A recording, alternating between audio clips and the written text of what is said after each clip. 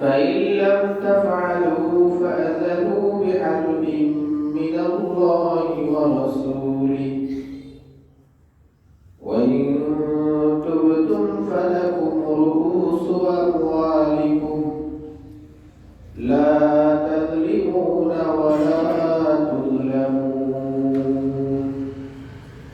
صدق الله العلي العظيم.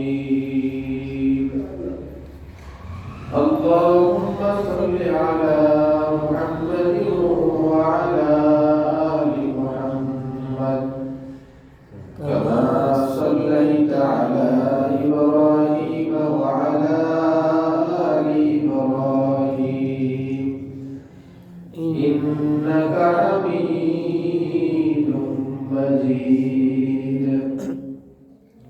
اللهم بارك على محمد وعلى آل محمد كما باركت على إبراهيم وعلى آل إبراهيم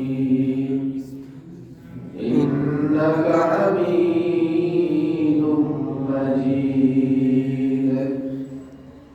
سبحانك لا علم لنا إلا ما علمتنا إنك أنت العليم الحكيم. الحمد لله মহান রব্বুল আলামিনের দরবারে লাখ কোটি শুকর ও সুজুদ যে রব্বুল আলামিন আমাদেরকে শাবান মাসে পবিত্র দিন জুমার নামাজ আদায় করার জন্য তেলার ঘর মসজিদে আসার এবং বসার তৌফিক দান করেছেন। ওই মনিবের দরবারে কালিমাতুশ শুকর আদায় করি আলহামদুলিল্লাহ। আজকে শাবান মাসের 3 তারিখ, রমাদান আমাদের কাছে পর্যন্ত আসতে আর এক মাস বাকি নেই। আমরা একেবারেই দ্বার প্রান্তে এসে আমরা উপস্থিত হয়েছি রমজানের। যদিও আজকে শাবান মাস নিয়ে আলোচনা করার দরকার ছিল, কিন্তু আমরা গত জুমায় মেয়ারাজের আলোচনা করতে গিয়ে ধারাবাহিক আমরা অনেকগুলো বিষয় আমাদের রয়ে গেছে। এই জন্য আজকে ওই বিষয়গুলো নিয়ে আলোচনা করব ইনশাআল্লাহ। আগামী জুমায় আমরা শাবান মাসের আলোচনা করব ইনশাআল্লাহ। আমরা গত জুমায় আলোচনা করেছিলাম আল্লাহ রাসূল সাল্লাল্লাহু আলাইহি ওয়াসাল্লাম মসজিদে হারাম থেকে মসজিদে আকসা অর্থাৎ বাইতুল মুকাদ্দাস পর্যন্ত আল্লাহ রাসূলের ভ্রমণ, এটাকে বলা হয় ইসরা বলা হয় এটাকে। আর আরেকটা হলো মেরাজ। মেরাজ হলো বাইতুল মুকাদ্দাস থেকে উর্দু জগতে যে ভ্রমণটা, ওই ভ্রমণটাকে বলা হয় মেরাজ। আল্লাহ রাসূল সাল্লাল্লাহু আলাইহি ওয়াসাল্লাম উর্দু জগতের ভ্রমণ যখন শুরু করলেন, আল্লাহ রাসূল সাল্লাল্লাহু আলাইহি ওয়াসাল্লাম যখন প্রথম আসমানে গেলেন, প্রথম আসমানে যাওয়ার পরে আল্লাহ রাসূলের সাথে হযরত আদম আলাইহিস সালাতু ওয়াস সালামের সাথে সাক্ষাৎ হলো। তিনি আল্লাহ রাসূল সাল্লাল্লাহু আলাইহি ওয়াসাল্লামকে স্বাগত জানাইলেন। তিনি আল্লাহ রাসূল সাল্লাল্লাহু আলাইহি ওয়াসাল্লামকে মুবারকবাদ জানাইলেন। আল্লাহ রাসূল যখন আদম আলাইহিস সালাতু ওয়াস সালামকে দেখলেন, তো দেখলেন যে তেরা ডান পাশে কিছু রূহের ঝাঁক রয়েছে, আবার বাম পাশে কিছু রূহের ঝাঁক রয়েছে। আদম আলাইহিস সালাতু ওয়াস সালাম ডান দিকে যখন তাকাইলেন, তখন তেরা মুখের মধ্যে হাসি থাকতো, আর যখন বাম দিকে তাকাইতেন তখন তেনার মুখটা মলিন হয়ে যেত। আল্লাহ নবী সাল্লাল্লাহু আলাইহি ওয়াসাল্লাম জিবরাইল আলাইহিস সালাতু ওয়াস সালামকে জিজ্ঞেস করলো যে ভাই জিবরাইল উনি কে? আর উনি যে ডান দিকে তাকানোর পরে উনি হাসলেন, আবার বাম দিকে তাকানোর পরে ওনার মুখটা মলিন হয়ে গেল, ব্যাপারটা কি? জিবরাইল আলাইহিস সালাতু ওয়াস সালাম বললেন উনি হলো আদম আলা নবিয়িনা আলাইহিস সালাতু ওয়াস সালাম। আর উনি ডান দিকে যে তাকাইছেন, ওনার ডান দিকে যে রূহগুলো দেখলেন আপনি, এটা হলো জান্নাতি রূহ। এটা হলো কি জান্নাতি রূহ। এই জন্য ডান দিকে যখন তাকাইছেন তখন তার মুখের মধ্যে কি ছিল? হাসি ছিল। আর বাম দিকে যেটা ছিল এটা হলো জাহান্নামী রূহ। তো উনি যখন বাম দিকে তাকাইছেন তখন ওনার মুখটা কি হয়ে গেছে? মলিন হয়ে গেছে। এরপরে তেনার সাথে কথাবার্তা বললেন আল্লাহ রাসূল। দ্বিতীয় আসমানে গেলেন। দ্বিতীয় আসমানে যাওয়ার পরে হযরত ঈসা আলাইহিস সালাতু ওয়াস সালাম এবং ইয়াহইয়া আলাইহিস সালাতু ওয়াস সালাম ওনাদের দুইজনের সাথে দেখা হলো। ওনারাও আল্লাহ রাসূলকে স্বাগত জানালেন। এরপরে আল্লাহ রাসূল সাল্লাল্লাহু আলাইহি ওয়াসাল্লাম তৃতীয় আসমানে আসলেন। তৃতীয় আসমানে আসার পরে হযরত ইউসুফ আলাইহিস সালাতু ওয়াস সালামের সাথে আল্লাহ রাসূলের সাক্ষাৎ হলো।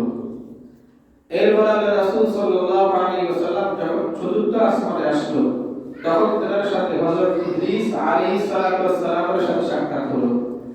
আল্লাহ রাসূল যখন পঞ্চম আকাশে আসলেন তখন তার সাথে হযরত হারুন আলাইহিস সালাতু ওয়াস সালামের সাথে সাক্ষাৎ হলো। আল্লাহ রাসূল যখন ষষ্ঠ আকাশে যখন আসলো তখন তার সাথে মূসা আলা নবিয়িনা আলাইহিস সালাতু ওয়াস সালামের সাথে সাক্ষাৎ হলো। তিনিও আল্লাহ রাসূলকে কি জানাইলো? স্বাগত জানাইলেন, কথাবার্তা বললেন। বলার পরে এক সময় আল্লাহ রাসূল যখন চলে আসতেছিলেন তখন মূসা আলাইহিস সালাতু ওয়াস সালাম তিনি কান্না করতেছিলেন। আল্লাহ রাসূল যখন কি করতেছেন? চলে আসতেছিলেন তখন মূসা আলাইহিস সালাতু ওয়াস সালাম কান্না করতেছিলেন। তখন জিবরাইল আলাইহিস সালাতু ওয়াস সালাম তাকে জিজ্ঞেস করলেন আপনার কান্নার কারণটা কি? তো তিনি বললেন যে মুহাম্মদ সাল্লাল্লাহু আলাইহি ওয়াসাল্লাম এই যুবক আমার পরে দুনিয়ার জমিনে নবী হিসেবে এসেছে, কিন্তু এই মুহাম্মদ সাল্লাল্লাহু আলাইহি ওয়াসাল্লামের উম্মত আমার উম্মতের চেয়েও বেশি তার উম্মত জান্নাতে প্রবেশ করবে। সুবহানাল্লাহ। এইজন্য আমি কি করতেছি? এইজন্য আমি কাঁদতেছি, মানে আমার উম্মতের থেকে তেনার উম্মত বেশি কি করবে?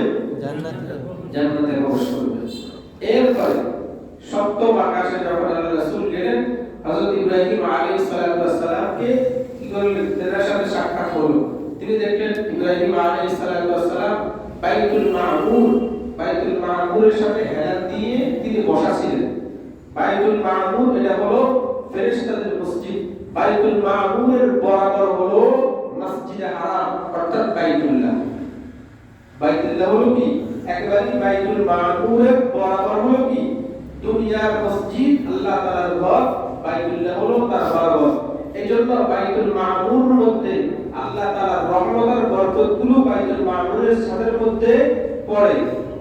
ওইখান থেকে সরাসরি একেবারে বাইতুল্লাহর মধ্যে আল্লাহ তাআলার রহমত আর বরকতগুলো কি হয়? নাযিল হয়। ওইখান থেকে দুনিয়ার যত মসজিদগুলো আছে সমস্ত মসজিদগুলোর মধ্যে রহমত আর বরকত কি হয়? বর্ধিত হয়। আর প্রত্যেকটা মসজিদের মধ্যে সর্বপ্রথম যে রহমত আর বরকত বর্ধিত হয় সেটা হলো ডান দিক থেকে। কোন দিক থেকে? ডান দিক থেকে। ডান দিক থেকে। এজন্য সব সময় ডানের ফজিলত কি? বেশি। এইজন্য আল্লাহ রাসূল দেখলেন তিনি বাইতুল মামুরের সাথে কি ছিলেন? হেলান দিয়ে বসা ছিলেন। তখন আল্লাহ রাসূল সাল্লাল্লাহু আলাইহি ওয়াসাল্লামের সাথে তিনি স্বাগত জানাইলেন, কথাবার্তা হলো। শেষ পরিশেষে ইব্রাহিম আলাইহিস সালাতু ওয়াস সালাম আল্লাহ রাসূলকে একটা উপদেশ দিলেন। সেটা হলো যে হে মুহাম্মদ সাল্লাল্লাহু আলাইহি ওয়াসাল্লাম আপনি আপনার উম্মতদেরকে আমার পক্ষ থেকে আমার সালাম দিবেন। আমার কি দিবেন? আমার সালাম দিবেন। আর আপনার উম্মতদেরকে আপনি বলবেন যে জান্নাতের মাটি হলো পবিত্র মাটি। জান্নাতের মাটি হলো কি? পবিত্র মাটি। আর জান্নাতের পানি হলো সুমিষ্ট। জান্নাতের পানি হলো সুমিষ্ট। আর আপনার উম্মতদেরকে বলবেন সুবহানাল্লাহ আলহামদুলিল্লাহ ওয়া লা ইলাহা ইল্লাল্লাহ আল্লাহু আকবার। এই যে এই দোয়াটা এটা হলো জান্নাতের বাগানের একটা তাসবিহ। অর্থাৎ যে ব্যক্তি এই তাসবিহটা করবে ওই ব্যক্তি জান্নাতের মধ্যে একটা বাগান কি হয়ে যাবে? দোয়াটা কি? সুবহানাল্লাহ আলহামদুলিল্লাহ ওয়া লা ইলাহা ইল্লাল্লাহ। এই যে ব্যক্তি বলবে ওই ব্যক্তি জান্নাতের একটা বলেন না বাগানে কি হয়ে যাবে? মালিক হয়ে যাবে। এই দোয়াটা পড়তে আপনার উম্মতদেরকে কি করবেন? বলবেন। আল্লাহ রাসূল সাল্লাল্লাহু আলাইহি ওয়াসাল্লাম এই যে দোয়াটা, তাহলে দোয়া পড়তে অল্প সময় কিন্তু একটা বিশাল একটা বাগান কি হয়ে যেতেছে দুনিয়ার মধ্যে না জান্নাতে? জান্নাতে জান্নাতের একটা বাগান কি হয়ে যেতেছে? মালিক হয়ে যেতেছে। এরপর আল্লাহ রাসূল সাল্লাল্লাহু আলাইহি ওয়াসাল্লাম সপ্তম আকাশ থেকে সিদরাতুল মুনতাহা আল্লাহর হাবিব সাল্লাল্লাহু আলাইহি ওয়াসাল্লাম গেলেন। তিনি বললেন, এই সিদরাতুল মুনতাহা থেকে আমাকে ঊর্ধ্ব জগতের দিকে আমাকে নিয়ে যাওয়া হলো। ঊর্ধ্ব জগতের দিকে কি করা হলো? নিয়ে যাওয়া হলো। নিয়ে যাওয়ার পরে আমি আল্লাহ তাআলার হুকুম আহকাম লেখা ফেরেশতাদের কলমের শব্দ আমি শুনতে পেলাম। সুবহানাল্লাহ। আল্লাহ তাআলা হুকুম আহকাম বিধিনিষেধ যেগুলো আমাদেরকে দিয়েছেন, এই বিধিনিষেধগুলো যে কলম দিয়ে লিখছে ওই কলমের কি শুনতে পাইলাম? আওয়াজ আমি শুনতে পাইলাম। এরপর আল্লাহর হাবিব সাল্লাল্লাহু আলাইহি ওয়াসাল্লাম বলেন, আমি জান্নাত জাহান্নাম এগুলো সব কিছু আমি কি করেছি? দেখছি, ভ্রমণ করেছি। আল্লাহ তাআলা আমাকে ভ্রমণ করাইছে। জান্নাতের নাজ নেয়ামত, জাহান্নামের শাস্তিগুলো আমাকে আল্লাহ তাআলা কি করেছেন? দেখাইছেন সবগুলো। এরপরে আল্লাহর হাবিব সাল্লাল্লাহু আলাইহি ওয়াসাল্লাম এই মিরাজ থেকে আমাদের জন্য কিছু হাদিয়া নিয়ে আসছেন। বলেন কিছু কি নিয়ে আসছেন? আল্লাহ রাসূলকে আল্লাহ তাআলা কিছু কি দিবেন? হাদিয়া দিবেন। তিনটা হাদিয়া দিবেন। কয়টা? তিনটা হাদিয়া। দেখেন আল্লাহর হাবিব সাল্লাল্লাহু আলাইহি ওয়াসাল্লাম হাদিসের মধ্যে বলেন, ফাওরাতিয়া রাসূলুল্লাহ সাল্লাল্লাহু আলাইহি ওয়াসাল্লাম সালাফান। আল্লাহ তাআলা আল্লাহ রাসূলকে এই মিরাজে তিনটা জিনিস দিবেন। কয়টা জিনিস? তিনটা জিনিস। এক নম্বর উরতিয়া সালাওয়াতিল খামস। এক নম্বর হলো পাঁচ ওয়াক্ত নামাজ। এক নম্বর কি? পাঁচ ওয়াক্ত নামাজ। এটা তো অনেক ঘটনা আছে, যেটা আমরা বলছি ঘটনা মূল মাকসাদ না বলেন। এখান থেকে আমাদের শিক্ষা যে বিষয়গুলো এগুলো হলো আমাদের মূল মাকসাদ। আমাদের জন্য পাঁচ ওয়াক্ত নামাজ আল্লাহ তাআলা কি দিবেন? হাদিয়া দিবেন। এক নম্বর। দুই নম্বর হলো উরতিয়া খাওয়াতিব সূরাতুল বাকারা। এবং আল্লাহ তাআলা আরেকটা হাদিয়া দিয়েছেন হলো সূরাতুল বাকারা শেষ দুই আয়াত। সুবহানাল্লাহ। সূরাতুল বাকারা শেষ দুই আয়াত আল্লাহ তাআলা আমাদেরকে কি দিয়েছেন? হাদিয়া দিয়েছেন। মানে আমরা শেষে এটা অনেক ফজিলত আছে। আমানার রাসূল বিমা উনজিলা ইলাইহি মির রাব্বিহি ওয়াল মুমিনুন। এই যে এরপর লা ইউকাল্লিফুল্লাহু নাফসান ইল্লা উসআহা, এই যে দুই আয়াত, এই দুই আয়াত আল্লাহ তাআলা আমাদেরকে কি দিয়েছেন? হাদিয়া দিয়েছেন। তিন নম্বর হলো ওয়াগফিরা লিমান লাম ইউশরিক বিল্লাহি মিন উম্মতি শাইআন। ওই সমস্ত উম্মতের জন্য আল্লাহ তাআলা ক্ষমার ঘোষণা দিয়েছেন, যারা কি করবে না, যারা দুনিয়ার মধ্যে শিরক করবে না, তারা যদি আল্লাহ তাআলার কাছে তওবা এবং ক্ষমা যদি চায় আল্লাহ তাআলা তাদেরকে কি করে দিবেন? ক্ষমা করে দিবেন। তাহলে শিরক ব্যতীত অন্য কেউ যদি আল্লাহ তাআলার কাছে তার গুনাহের জন্য ক্ষমা চায়, মাফ চায়, আল্লাহ তাআলা কি করে দিবেন? তাহলে কয়টা হাদিয়া হয়েছে? তিনটা। এক নম্বর হলো পাঁচ ওয়াক্ত নামাজ। দুই নম্বর হলো সূরা বাকারা শেষ দুই আয়াত। সূরা বাকারা শেষ দুই আয়াত। তিন নম্বর হলো শিরক মুক্ত যে কোনো বান্দা আল্লাহ তাআলার কাছে তওবা ইস্তেগফার যদি করে আল্লাহ তাআলা বান্দার গুনাহ কি করে দিবেন? মাফ করে দিবেন। এরপরে আল্লাহ হাবিব সাল্লাল্লাহু আলাইহি ওয়াসাল্লাম যে নিদর্শনগুলো দিয়েছেন তার মধ্যে থেকে একটা নিদর্শন হলো হাউজে কাউসার। বলেন কি? হাউজে কাউসার। আল্লাহ হাবিব বলেন সুম্মা মাদা বিহি ফিস সামা। আমাকে আসমানের মধ্যে কি করা হয়েছে? ঘোরানো হয়েছিল। এরপরে ফাইদা হুয়া বিনাহারিল আখর আলাইহি ফাসলুন মিন লুলুই ওয়া জাবারদাত জাদিদ। আল্লাহ হাবিব বলেন আমাকে এমন একটা নহর আমাকে দেখানো হয়েছে, যে নহরটা, এটা নহরটা হলো একেবারেই জবরদস্ত এবং মণিমুক্তায় খচিত একটা নহর আমাকে আল্লাহ তাআলা কি করছে? দেখাইছে। এরপর আল্লাহ হাবিব বলেন বাদারা ইয়াদাহু। আল্লাহ রাসূল ওই যে নহরটা রয়েছে ওই নহরের মধ্যে আল্লাহ হাবিব হাত দিয়েছেন। নহরের মধ্যে আল্লাহ রাসূল কি দিয়েছেন? হাত দিয়েছেন। এরপর আল্লাহ রাসূল বলেন ফাইজা হুয়া মিসকুল আসফার, এই যে আল্লাহ রাসূল হাত দিয়েছেন সেটা ছিল অতি উন্নত মিশক, অতি উন্নত মিশক। আল্লাহ রাসূল বলেন কল মা হাযা ইয়া জিবরাইল, আল্লাহ রাসূল জিবরাইল আলাইহিস সালামকে জিজ্ঞেস করলেন ও বা জিবরাইল এটা কি, এটা কি? জিবরাইল আলাইহিস সালাম বলেন হাযাল কাউসার আল্লাযী খাবা লাকা রাব্বুকা, এটা হলো হাউজে কাউসার যেটা আপনার রব আপনার জন্য সংরক্ষিত রেখেছে। সুবহানাল্লাহ। তাহলে আল্লাহ তাআলা আল্লাহ রাসূল কি দিবেন? হাউজে কাউসার। যেমন সূরাতুল কাউসারের মধ্যে আল্লাহ তাআলা বলেন ইন্না আ'তাইনা কাল কাউসার, বলে আমি আপনাকে কি দিছি? আমি আপনাকে কাউসার দান করেছি। কাউসার কোন কাউসার? এই যে এই হাউজে কাউসার, এই হাউজে কাউসারটা আল্লাহ তাআলা কি করছেন? আল্লাহ রাসূল কি করছেন? এই হাউজে কাউসারের পানি কাল কিয়ামতের ময়দানে আল্লাহ রাসূল তার উম্মতদেরকে কি করবেন? পান করাবেন। তারা ওই উম্মতদেরকে পান করাবেন যে উম্মতরা রাসূলের পথে চলছেন, রাসূলের পথে চলছেন, রাসূলকে অনুসরণ করে চলছেন, তাদেরকে আল্লাহ রাসূল কি করবেন? পানি পান করাবেন। এই হাউজে কাউসারের পানি পান করে একবার করে ওই ব্যক্তি তার গন্তব্যস্থল জান্নাতি হোক জাহান্নাম হোক, অর্থাৎ পান করবে তো জান্নাতীরা, জান্নাতে যাওয়া পর্যন্ত তার কোনো আর কোনো পিপাসাই লাগবে না। কিন্তু যে আল্লাহ রাসূলের অনুসরণ করবে না, যখন ওই ব্যক্তিও লাইনে দাঁড়াবে হাউজে কাউসারের পানি পান করার জন্য, তখন আল্লাহ রাসূল বলবেন সুবহান সুবহান লিমান গায়রা বাদি দুরহা দুরহা, এরকম উম্মত আমার প্রয়োজন নাই। যে উম্মত আমি চলে আসার পরে আমার দ্বীনের উপরে যে উম্মত নতুন আবিষ্কার করে নতুন জিনিস ঢুকাইয়া আমি যেটা করতে বলি সেটাও তোমরা করছো। তাহলে এই হাউজে কাউসার এটা আল্লাহ তাআলা রাসূলকে দান করেছেন। আল্লাহ রাসূল যখন মিরাজে গেছেন এই হাউজে কাউসারটা আল্লাহ রাসূল কি করছেন? বলেন না কি করছেন? দেখছেন আল্লাহ রাসূল। এরপর দেখেন আল্লাহ রাসূল সাল্লাল্লাহু আলাইহি ওয়াসাল্লাম দাজ্জালকে দেখছেন। কাকে? বলেন না কাকে দেখছেন? দাজ্জালকে দেখছেন। এই মিরাজের সফরে আল্লাহ রাসূল দাজ্জালকেও দেখছেন।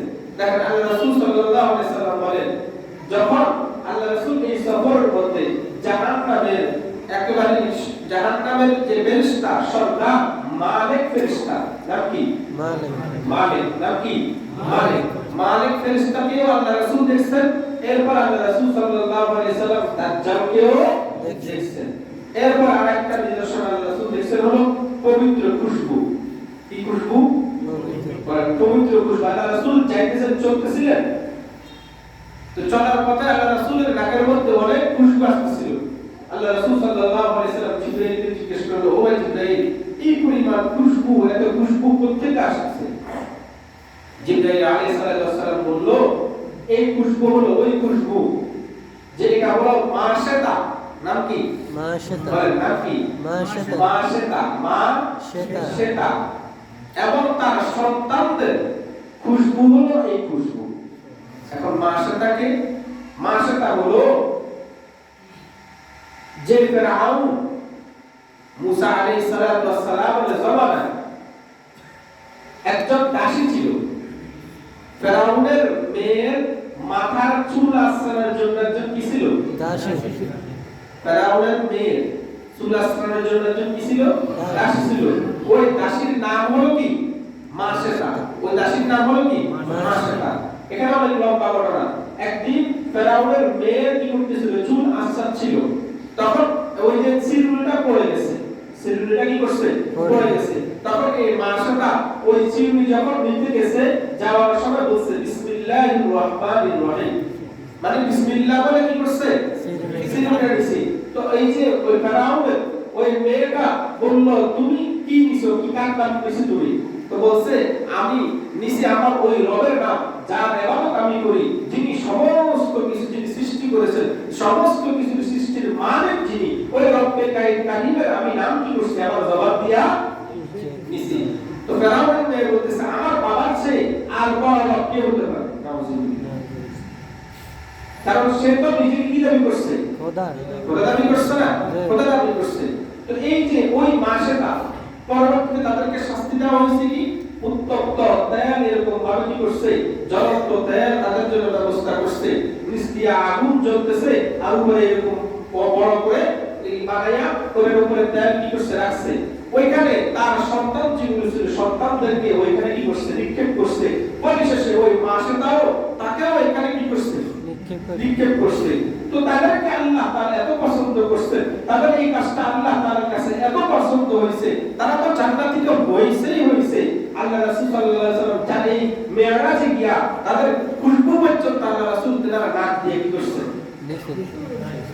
ঠিক না তো এই যে মাসেটা এই মাসেটার এই খুশবুটা যেটা তার সন্তানদের খুশবুটা আল্লাহ রাসূল দিয়েছেন এই তাদের অবস্থাটাও আমাদেরকে জানানোর জন্য এটা একটা ঘটনা এরপর দেখেন আল্লাহ হাবিব সাল্লাল্লাহু আলাইহি সাল্লাম চারটি নদী দেখছেন কয়টা নদী চারটি মেরাজে সফরে আল্লাহ রাসূল কয়টা নদী দেখছেন চারটি দুইটা হলো বাতিনি দুইটা হলো গোপন দুইটা হলো জাহিরি দুইটা হলো প্রকাশ্য বলেন দুইটা কি গোপন দুইটা হলো প্রকাশ্য দুইটা গোপন এই দুইটা হলো জান্নাতে বলেন এই দুইটা কোথায় জান্নাতে আর যে দুইটা প্রকাশ্য এই দুইটা হলো দুনিয়াতে বলেন কোথায় দুনিয়াতে যেমন আল্লাহ রাসূল সাল্লাল্লাহু আলাইহি ওয়াসাল্লাম বলেন যেমন যে দুইটা নহর প্রকাশ্য এই দুইটার মধ্যে একটা হলো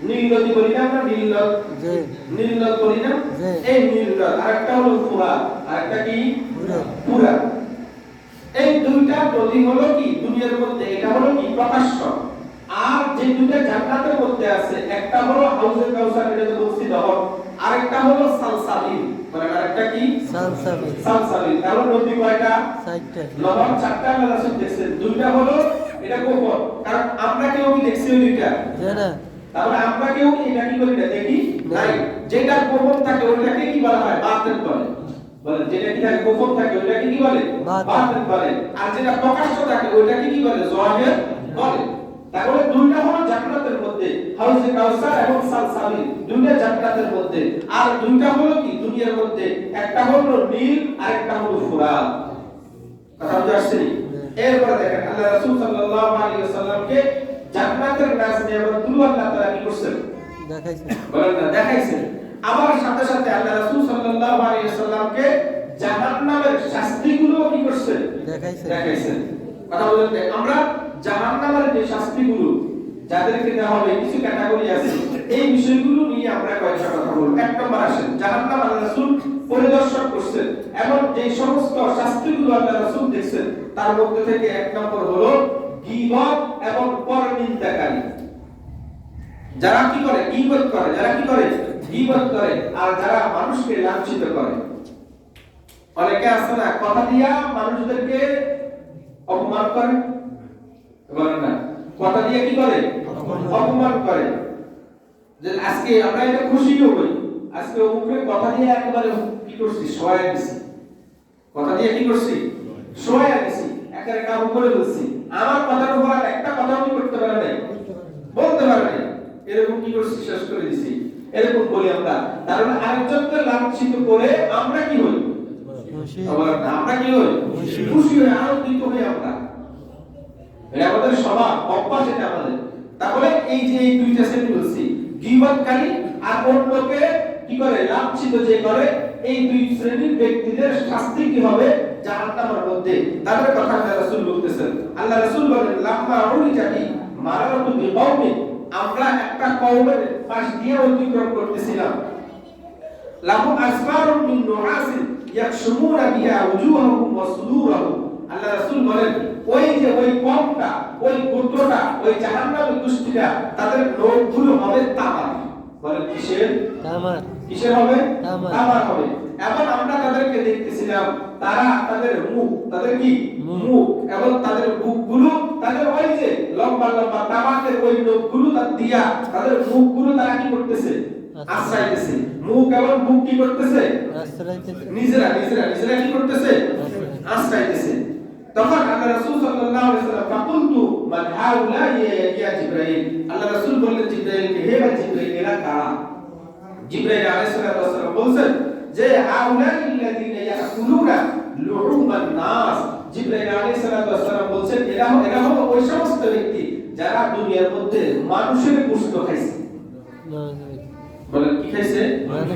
মানুষের গোশত খাইছে। যেমন আল্লাহ তাআলা কোরআনের মধ্যে এটা বলছেন, আল্লাহ তাআলা কোরআনের মধ্যে আল্লাহ তাআলা বলে দিয়েছেন, কারণ তোমরা কি এমন কাজটা তোমরা পছন্দ করো, তোমরা তোমাদের আপন ভাইয়ের মৃত আপন ভাইয়ের গোশত আইয়ুরিবু আহাদুকুম আইয়াকুলা লাহমা আখিহি মাইতান ফাকারিহতুমু, তো তোমরা তোমাদের মৃত ভাইয়ের গোশত খাওয়াটা কি তোমরা কি পছন্দ করো? আর আল্লাহ উত্তর দিয়েছে ফাকারিহতুমু, না তোমরা এটা কি করো? অপছন্দ করো। এটাকে তোমরা কি করো না? পছন্দ করো না। তো জিবরাইল বলতেছেন এরা হলো ওই সমস্ত ব্যক্তি যারা হলো আল্লাযীনা ইয়াকুলুনা লুহুমান নাস, যারা মানুষের গোশত কি করত? খাইতে তারা। এরপরে তিনি ব্যাখ্যা করে বলতেছেন যে এরা হলো মানুষের গোশত খাইতে বলতে এরা দুনিয়ার মধ্যে মানুষের গীবত, পরনিন্দা, এই সমস্ত কাজগুলো তারা কি করত? বলতো তারা, এবং মানুষদেরকে অপমান আর লাঞ্ছনা তারা করতো। এরা হলো এই সমস্ত ব্যক্তি। কথা বুঝে আসছে? তো এই জন্য আমাদের মধ্যে স্বভাবগুলো থাকলে স্বভাবগুলো কি ধরে রাখা দরকার না দূর করা দরকার? দূর করা দরকার। এটা সমাজের মধ্যে একটা মারাত্মক বিষয়। অন্যের পিছনে কথা বলা, অন্যের বিষয়ে কথা বলা, অন্যের পরিবার নিয়ে, অন্যের ব্যক্তি নিয়ে, অন্যের বিভিন্ন বিষয়গুলো নিয়ে চর্চা করা, কথাবার্তা বলা, এটা বলা একটা অভ্যাসে পরিণত হয়ে গেছে। নিজেকে নিয়ে কখনো চিন্তা করি না, নিজেকে নিয়ে কখনো ভাবি না। আমরা অন্যকে নিয়ে সবসময় কি করি? কথা বলতে পছন্দ করি। কথা বুঝে আসছে? আমার হালত কি, আমার পরিবারের হালত কি, এগুলো আমরা চিন্তা করি না। কিন্তু অমুকের ছেলে করছে, অমুকের ছেলের বউ করছে, অমুকের বউ করছে, অমুক এই করছে, অমুক এই কাজটা করছে, এগুলো নিয়ে আমাদের কি প্রচুর মেহনত, প্রচুর প্রচেষ্টা এগুলোর পিছনে আমাদের হয়। এগুলোর পিছনে আমাদের সময়গুলো কি হয়ে যায়? অতিবাহিত হয়ে যায়। কিন্তু যদি এগুলোর পিছনে সময়গুলো যদি ব্যয় না করে নিজের আখিরাতের পিছনে যদি সময়গুলো ব্যয় করতাম, তাহলে আমার জান্নাতটা আরো কি করতো? আরো সুসজ্জিত হইতো, আরো স্বাস্থ্য। কিন্তু এটা না করে ভিন্ন কাজটা আমরা কি করতেছি? আল্লাহ তাআলা আমাদেরকে হেফাজত করেন। বা এটা অনেক মারাত্মক কাজ, এটা অনেক মারাত্মক কাজ। এই কাজগুলো থেকে আল্লাহ আমাদেরকে হেফাজত করেন। 2 নম্বর হলো সুদখোর। বলেন কে? সুদখোর। আল্লাহ হাবিব সাল্লাল্লাহু আলাইহি সাল্লাম ফাত্তালাবা, আমরা চলতেছিলাম, চলার পরে আমরা দেখলাম এমন একটা নদী দেখলাম। নদীটা হলো রক্তের নদী। বলেন কিসের নদী? রক্তের নদী। এবং এই রক্তের নদীর মধ্যে, রক্তের নদীর মাঝখানে এক ব্যক্তিকে দেখলাম, ওই ব্যক্তি সাঁতরাইতেছে। আর আরেক ব্যক্তিকে দেখলাম পায়ের মধ্যে দাঁড়ানো আছে। ওই ব্যক্তির সামনে অনেকগুলো পাথর আছে। অনেকগুলো কি আছে? পাথর আছে।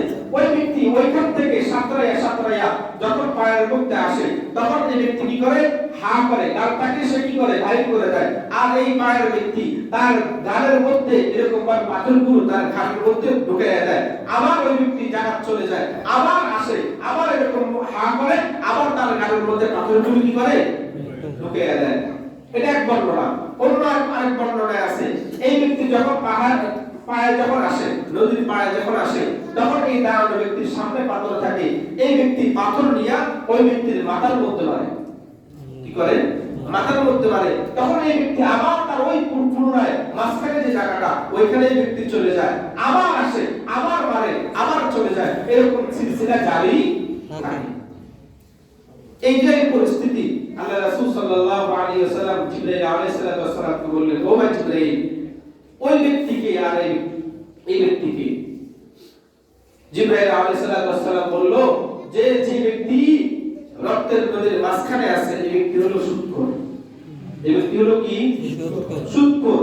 আর যে দাঁড়িয়ে আছে এ হলো ফেরেশতা। এ হলো কে? ফেরেশতা। এই দুনিয়াতে সুদ খাইতো, এই জন্য আল্লাহ তাআলা তার জন্য এই শাস্তিটা তার জন্য কি রাখছে?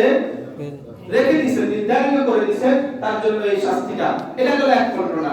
অন্য আরেক বর্ণনায় আছে আল্লাহ রাসূল সাল্লাল্লাহু আলাইহি ওয়াসাল্লাম বলেন যে আমরা চলতেছিলাম, যাওয়ার পথে আমরা একটা ঘরের মতো দেখলাম। একটা কি?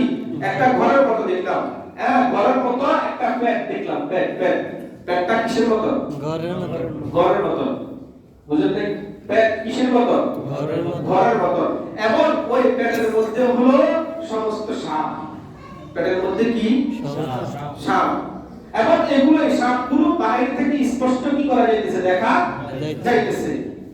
এই যে হালতটা আল্লাহ রাসূল জিবরাইলকে জিজ্ঞেস করলো, জিবরাইল আলাইহিস সালাম বললেন এরা হলো তারা যারা দুনিয়ার মধ্যে কি খাইতো? সুদ খাইতো। যেমন দেখেন আল্লাহ তাআলা কোরআন মাজিদের মধ্যে বলছেন ইয়া আইয়ুহাল্লাযীনা আমানু তাকুল্লাহা ওয়া যারু মা বাকিয়া মিনার রিবা ইন কুনতুম মুমিনিন। আল্লাহ বলেন হে ঈমানওয়ালারা তোমরা আল্লাহ তাআলাকে ভয় করো এবং তোমরা যে সুদের কাজগুলো তোমরা করতেছো, যে তোমাদের যে বিভিন্ন মানুষের কাছে তোমাদের সুদের টাকা লাগানো আছে, এই টাকাগুলো তোমরা কি করে দাও? ছেড়ে দাও। তোমাদের মূলধনটা দাও, কিন্তু তোমরা সুদটা কি করিও না, নিও না। যদি তোমরা মুমিন হয়ে থাকো, যদি তোমরা কি হয়ে থাকো? মুমিন হয়ে থাকো। আর যদি এই কাজটা যদি না করো, ফাইলাম তাফআলু, যদি এই কাজ যদি না করো, ফাযালু বিহারবিন মিনাল্লাহি ওয়া রাসূলি, তাহলে তোমরা আল্লাহ এবং তার রাসূলের সাথে যুদ্ধ করার তোমরা ঘোষণা দিয়ে দাও। আল্লাহ এবং তার রাসূলের সাথে যুদ্ধ, বলেন আল্লাহ এবং তার রাসূলের সাথে যুদ্ধ করার কি দিয়ে দাও? ঘোষণা দিয়ে দাও। কে বলতেছেন? আল্লাহ। কে বলতেছেন? কোরআনের আয়াত। আল্লাহ বলতেছেন তাহলে যে ব্যক্তি সুদ খায়, তাহলে তাকে আল্লাহ তাআলা বলতেছেন তুমি যদি এই কাজ থেকে ফিরে না আসো, তাহলে তুমি ঘোষণা দিয়ে দাও যে তুমি আল্লাহ এবং তার রাসূলের সাথে কি করবা? যুদ্ধ করবা। বুঝেন? সুদের অনেক ভয়াবহ বিষয় আছে। যে ব্যক্তি সুদ খায় তার জন্য সমাজের মধ্যে তার জন্য আল্লাহ তাআলার আসমান থেকে গজব নাযিল হয়। ওই ব্যক্তির কারণে আমি এই কথাগুলো আরো বলছি যে সুদ তো সবাই খায় না। সুদ কি সবাই খায়? না। বলেন না সুদ কি সবাই খায়? সবাই খায় না। কিন্তু যারা খায় তাদের কারণে সবার উপরে আল্লাহ তাআলার আসমানে গজব কি হয়? নাযিল হয়। ঠিক না? হ্যাঁ। এইজন্য আমরা অনেক অজুহাতি বিপদে পড়ে এই পড়ে সেই পড়ে আমরা কি নিছি? সুদের টাকা নিছি, সুদের কাজ কারবার করি। বলি না আমরা ব্যাংক থেকে লোন নিই, বিপদে পড়ে কি করব? এখন উপায় নাই। বলি না এই কথাগুলো আপনি দুনিয়ার মানুষকে বোঝানোর জন্য সক্ষম হয়েছেন, আপনি বুঝাইছেন, কিন্তু আল্লাহ তাআলা কি আপনি এই বুঝতে আপনি মাপ পাইবেন? আপনি না। আমি বলতেছি এই জন্য আপনি আমাকে হয়তোবা আপনি এই বুঝটা দিলেন যে হুজুর আমার এই সমস্যা ছিল, আপনি সমস্যাটা সমাধান করে দেন, তাহলে আমি লোন নিব না, তাহলে আমি সুদ কি করব না, দিব না। এটা আমাকে বুঝাইছেন আপনি, কিন্তু আল্লাহ তাআলাকে এই বুঝতে আপনি পারবেন, এটা আপনি চিন্তা করিয়ে দেখবেন। এরপর আসুন দেখেন আল্লাহ তাআলা আল্লাহ রাসূল সাল্লাল্লাহু আলাইহি ওয়াসাল্লাম বলেন যে আমরা আরেকটা নিদর্শনের কথা বলতেছেন যে আমরা চলতেছিলাম, চলার পথে দেখলাম এক ব্যক্তি কাত হয়ে শুয়ে আছে। কি হয়ে শুয়ে আছে? কাত হয়ে শুয়ে আছে। কাত হয়ে শুয়ে থাকার দ্বারা আরেক ব্যক্তি ওই ব্যক্তির মাথার সামনে দাঁড়িয়ে আছে এবং তার সামনে এরকম ভাবে অনেকগুলো পাথর আছে। ওই ব্যক্তি কি করতেছে? তার মাথার মধ্যে পাথরটা নিক্ষেপ করতেছে। আর মাথার মধ্যে যখন পাথর নিক্ষেপ করে, বলুন তো মাথা কি তার মাথার জায়গায় থাকে? না। মাথাটা কি চূর্ণ বিচূর্ণ হয়ে যায়, পাথরটা একটু দূরে সরে যায়। ওই ব্যক্তি যখন পাথরটা আবার নিয়ে আবার জায়গায় আসে, দেখে মাথাটা আবার কি হয়ে গেছে, পুনরায় আবার ঠিক হয়ে গেছে। এই ব্যক্তি আবার পাথর মারে, আবার ওই ব্যক্তি পাথরটা দূরে সরে যায়, আবার কি করে এই ব্যক্তি পাথরটা নিয়ে আসে। তাহলে রাসূল সাল্লাল্লাহু আলাইহি ওয়াসাল্লাম জিবরাইল আলাইহিস সালামকে জিজ্ঞেস করলো, ও ভাই জিবরাইল এই যে এই সমস্ত বিষয়গুলো কি? জিবরাইল বলতেছে যে ব্যক্তি শোয়া আছে, কাত হয়ে শুয়ে আছে, এই ব্যক্তি হলো ওই ব্যক্তি যে ব্যক্তি কোরআন ছেড়ে দিয়েছে। বলেন এই ব্যক্তিকে কোরআন ছেড়ে দিয়েছে যে ব্যক্তি, এই ব্যক্তি হলো এই জন্য তার জন্য এই জাহান্নামের মধ্যে তার জন্য এই শাস্তিটা আল্লাহ তাআলা কি করছেন? নির্ধারণ করে রাখছেন। তাহলে কোরআন যদি ছেড়ে দেই, তাহলে এই শাস্তিটা আমার জন্য, আপনার জন্য, এই যারা ছাড়বে তাদের জন্য এই শাস্তিটা রয়েছে।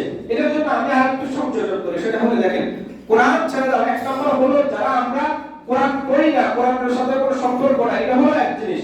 আর আরেকটা হলো যারা কোরআন জানে, পড়ে, আবার তারা এই কোরআন থেকে তারা বিমুখ হয়ে যায়, কোরআনের তেলাওয়াত নাই, কোরআনের উপর আমল নাই, এই সমস্ত ব্যক্তি যারা আছে তাদের জন্য একই শাস্তি, তাদের জন্য একই শাস্তি।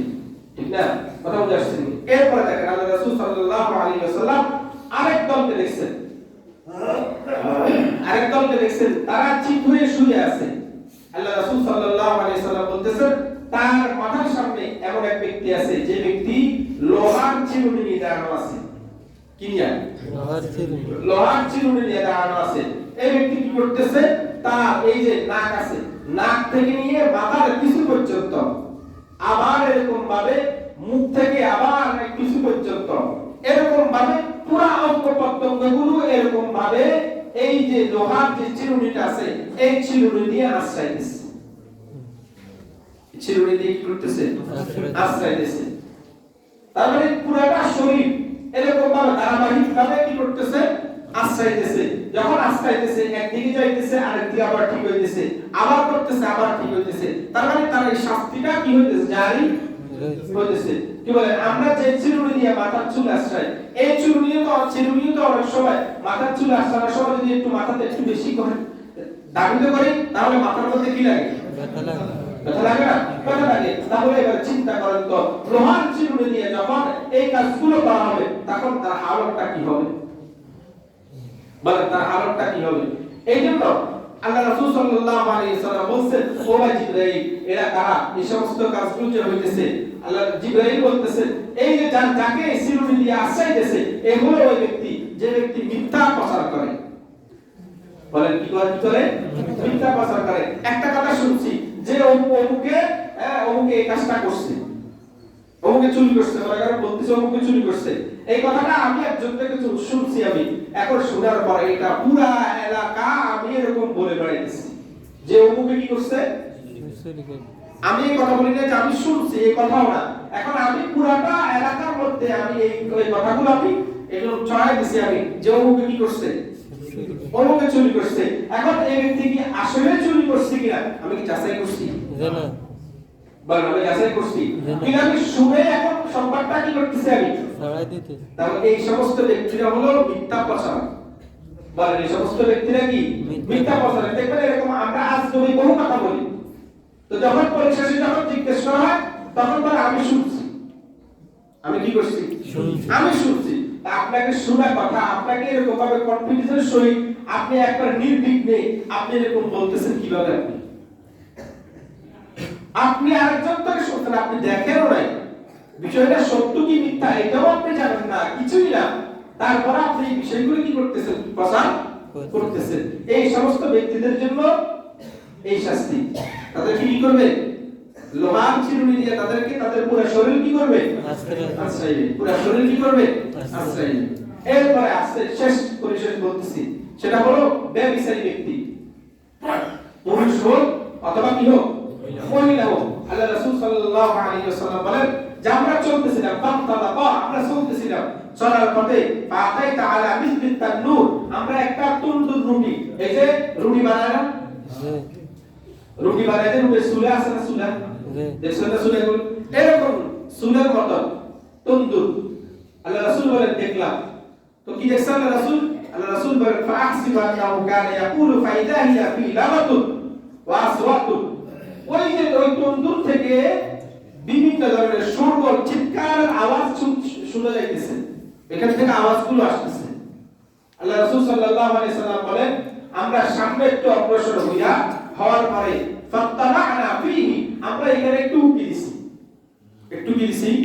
উকি দিছি আল্লাহ রাসূল বলেন উকি দেওয়ার পরে ফাইজা হিয়া রিজালুন ওয়া নিসাউন ওয়া উরাতুন এখানে দেখলাম এমন একটা কাজ সেটা হলো ওই জায়গার মধ্যে দেখলাম পুরুষ এবং মহিলা ওই মহিলাগুলো স্বাভাবিক না তারা ছিল উলঙ্গ পুরুষ এবং মহিলাকে কি করলাম ওইখানে দেখলাম এরপর আল্লাহ রাসূল বলতেছেন তারা চিৎকার কেন দিতেছে আল্লাহ রাসূল বলেন চিৎকার দিতেছে যখন তারা তাদেরকে এরকম বাবু করে ঝুলিয়ে রাখছে তখন আগুন নিচ থেকে যখন আগুন কি করে উপরের দিকে যখন কি হয় উঠে তখন তাদের গায়ের মধ্যে যখন এই আগুনটা লাগে তখন তারা ওই চিৎকার গুলো যেগুলো দেয় এগুলো আমরা কি করতেছিলাম আমরা শুনতেছিলাম তাহলে এই বেবিচারী পুরুষ এবং কি নারী তাদের জন্য এই শাস্তিটা জাহান্নামের মধ্যে তাদের জন্য নির্ধারণ করে রাখছে দেখুন এটাকে এদের জন্য দুনিয়াতেও শাস্তি নির্ধারিত আছে যদিও কারণ আমাদের তো ইসলামী রাষ্ট্র না এইজন্য ইসলামী ব্যবস্থাপনা আমাদের না কিন্তু শরিয়া আইন যদি থাকতো তাহলে হতো কি দেখেন যারা বিবাহিত পুরুষ এবং অবিবাহিত পুরুষ দুইটা ক্যাটাগরি যদি অবিবাহিত পুরুষ এবং অবিবাহিত মেয়ে যদি কি করে জিনা করে ব্যভিচার যদি করে তাদের জন্য শাস্তি হলো কি 100 বেত্রাঘাত এবং তাদেরকে দেশ থেকে ত্যাগ করা এটা হলো কি বলেন এটা কি শাস্তি এটা হলো কি শাস্তি আর যদি বিবাহিত পুরুষ এবং বিবাহিত মহিলা হন তাদের জন্য হলো পাথর মেরে রজম করা তাদেরকে পাথর মেরে কি করা হত্যা করা বিবাহিত পুরুষ হলে তাদেরকে কি করা পাথর মেরে হত্যা করা এই শাস্তি হলো শরীয়তের শাস্তি হলো এটা এখন দেখেন কথাগুলো বারবার বলি এই জন্য, কারণ এটা কোনো সাধারণ বিষয় নয়, এটা কোনো সাধারণ বিষয় নয়। এটা সমাজের মূল্যবোধ, সমাজের যে সুন্দর চরিত্রগুলো আছে, এই চরিত্রগুলো এই সমস্ত কাজের কারণে কলুষিত হইতেছে। সমাজের বিভিন্ন চিত্রগুলো এই সমস্ত কাজের কারণে সমাজের মা বোনদের ইজ্জত আব্রুর হেফাজত হইতেছে না, সমস্ত কিছু ধ্বংস হয়ে যেতেছে। আপনি মনে করতেছেন আমরা আমাদের সন্তানদেরকেও এই ব্যাপারে এত কি করি না, আমরা এত খেয়াল রাখি না, আমরা সন্তানদের ক্ষেত্রে এত উদাসীন আমরা হয়ে গেছি। দেখেন আমরা অনেক সময় সন্তানদের ব্যাপারে, সন্তানরা যেমন উদাসীন আমরাও কি উদাসীন। সন্তান একটু বড় হলে সন্তানের মাথা কি হয়ে যায়, তার পাকড়া গজায় যায়, বলেন না কি গজায় যায়, তো বলেন না কি গজায়, পাকড়া গজায়। এখন সে নিজেকে নিজে বহুত কিছু মনে করে যে আমি তো এখন আমার ফাঁকা আছে, আমি এখন কি করতে পারবো, উঠতে পারবো আমি, এখন আমাকে কি করার জন্য, ঠেকানোর জন্য আর কেউ লাগবে না, আমাকে পিছন থেকে ধাক্কা দেওয়ার জন্য, আমাকে কিছু বলার জন্য, নসিহত উপদেশ দেওয়ার জন্য আর কেউ লাগবে না। যেটা আমার ধারণা আছে, আমার যেখানে বলছে আমি ওখানে কি করতে পারবো, যেতে পারবো।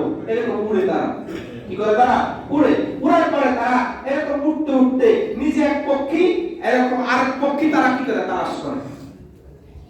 এখন মা বাবার কাছে যখন আসে, তো মা বাবা বলে যে ছেলেরা এখন বড় হয়েছে, তারা তাদের ডিসিশন নেওয়ার জন্য তারা এখন নিজেরাই নিতে পারবে, তাদের সিদ্ধান্ত তারা নিজেরা কি করতে পারবে, নিতে পারবে।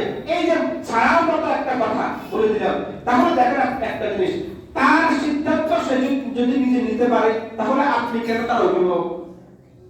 আমার কথা বুঝছেন? সে যদি তার সিদ্ধান্ত যদি সে নিজে নিতে পারে, তাহলে আপনি কেন তার অভিভাবক? আপনি কেন তার গার্ডিয়ান?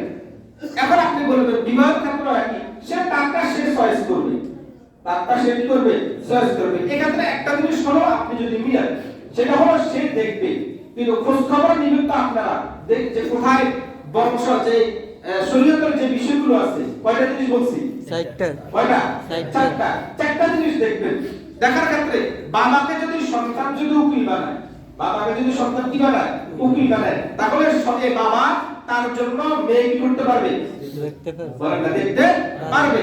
আর নচেত বাবাও এই তার সন্তানের জন্য মেয়ে দেখতে পারবে না। ওইখানে তো দুলাভাই আত্মীয় স্বজন যারা আছে তারা তো অনেক দূরের কথা, ঠিক না?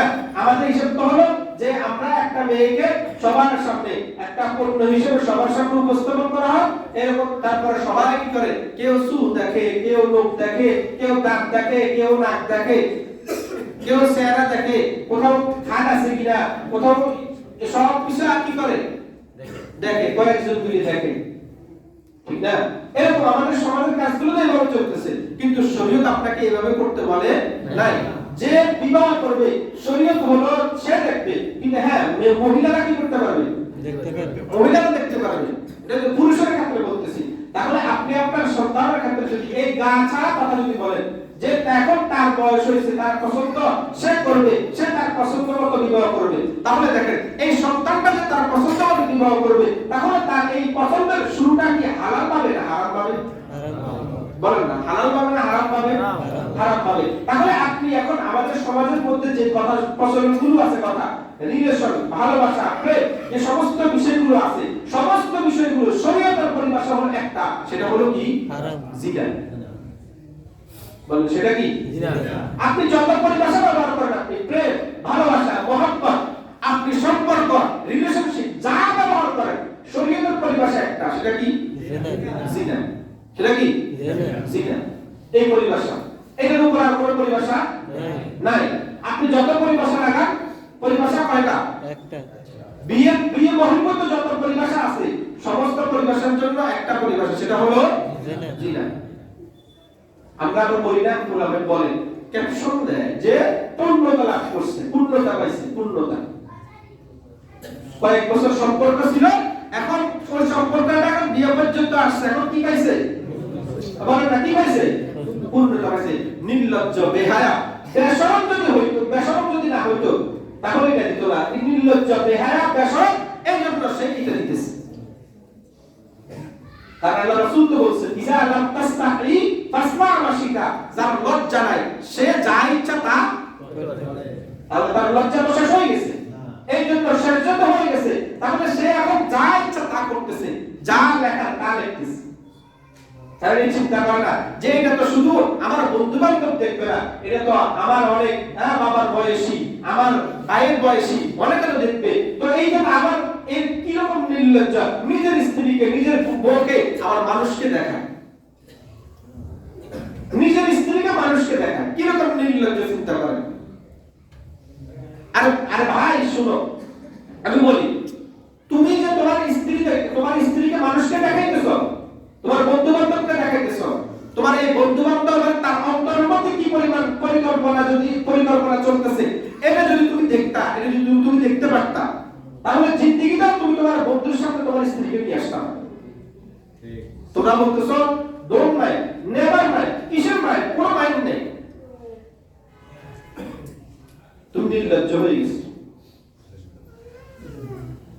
আল্লাহ আমাদেরকে হেফাজত করুন। এটা কেন বলছি, এই কথাগুলো কেন বলছি, এটা বুঝেন। এই কথাগুলো আমাদের সমাজে এখন একটা রোগে পরিণত হয়ে গেছে। একটা ছেলে সম্পর্ক যখন করে, সে ফেসবুকে পোস্ট করে ইন এ রিলেশনশিপ, মানে সে কি আছে, সে রিলেশনশিপ এখন করছে, আছে এখন রিলেশনশিপ, জিনার মধ্যে এখন ঢুকছে সে। এটা সবাইকে জানাতে হবে, আমি জেনার মধ্যে এখন ঢুকছি, আমি আজ থেকে আমার জেনার কাজ কি শুরু হয়েছে, আমার জেনার কাজ সবাইকে জানাইতেছি, বুঝলেন না? এই জন্য আবার বন্ধু বান্ধবের সাথে গর্ব করে বলে, হ্যাঁ অমুকের সাথে আমার কি হয়েছে, সম্পর্ক হয়েছে। আরে অনেক ছেলেমেয়েরা তার পিছনে ঘুরে, হ্যাঁ কেউ বার্তা পায় না আমার সাথে এখন কি হয়েছে, সম্পর্ক হয়েছে। কথা বুঝে আসছে? এটা হলো আমাদের যুবকদের হালত, হলো এই বিষয়গুলো। আমার কথা বিশ্বাস না হলে, এটা অবাস্তব কথা বলতেছি না, যা বলতেছি একেবারে বাস্তব কথাগুলো আপনাদেরকে বলতেছি। কথা বুঝে আসছে? যাই হোক, তাহলে আমরা আলোচনা করতেছিলাম আল্লাহ রাসূলের মেরাজ নিয়ে আলোচনা করতেছিলাম, মেরাজের এই আলোচনা পর্যন্ত শেষ। তাহলে দেখেন আল্লাহ রাসূল সাল্লাল্লাহু আলাইহি সাল্লাম আমাদের জন্য মেরাজ থেকে কয়েকটা শিক্ষা নিয়ে আসছেন। দেখেন এক নম্বর হলো যে হাদিয়া নিয়ে আসছেন কয়টা, বলেন কয়টা হাদিয়া? এক নম্বর হাদিয়া নামাজ, পাঁচ ওয়াক্ত নামাজ। তাহলে দেখেন অন্যটা ইবাদতগুলো আল্লাহ তাআলা রাসূলের কাছে কি করছেন, জিবরাইল পাঠায়া কি দিয়েছেন। আর এই যে নামাজ, এই হাদিয়াটা আল্লাহ তাআলা আল্লাহ রাসূল সাল্লাল্লাহু আলাইহি সাল্লামকে মিরাজে নিয়ে কি করছেন, দিয়েছেন। কথা বুঝাচ্ছি? তাহলে এটা অনেক দামি ইবাদত।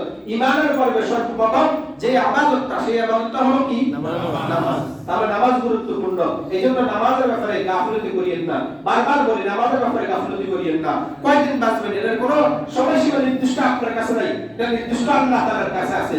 এইজন্য আপনি কখন চলে যাবেন, চতুর্দিকের খবরগুলো দেখেন, চতুর্দিকে শুনেন যে অনেকে দুঃখ প্রকাশ করে পোস্ট করে, আরে বন্ধু ভাই হ্যাঁ এত তাড়াতাড়ি চলে যাবি, কল্পনাও করি নাই, এরকম আমরা বলে থাকি। কিন্তু আপনিও ভাবেন না যে আপনার বন্ধু এত তাড়াতাড়ি চলে যাবে, আপনার ভাই এত তাড়াতাড়ি চলে যাবে, কিন্তু তার হায়াতটা শেষ হয়ে গেছে, সে চলে গেছে। তা আপনিও তো কখন চলে যান এটার কোনো কি নাই, গ্যারান্টি নাই।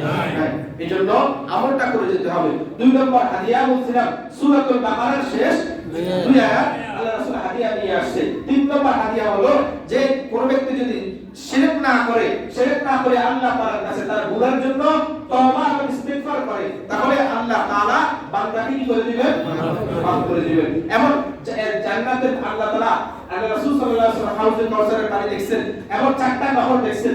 এই যে বিষয়গুলো বলছি, পরিশেষে বলছিলাম জাহান্নামী যারা হবে কিছু নিদর্শন বলছিলাম। আল্লাহ তাআলা এই সমস্ত জাহান্নামী কাজগুলো থেকে আল্লাহ তাআলা আমাদেরকে হেফাজত করেন, আল্লাহ তাআলা আমাদেরকে এই সমস্ত কাজ থেকে বিরত রাখেন। আল্লাহ তাআলা আমাদেরকে আখিরাতের সামান, কবরের সামান জোগাড় করে আল্লাহ তাআলা আমাদেরকে কবরে যাওয়ার তৌফিক দান করেন। আমিন। যারা সুন্নাত পড়েন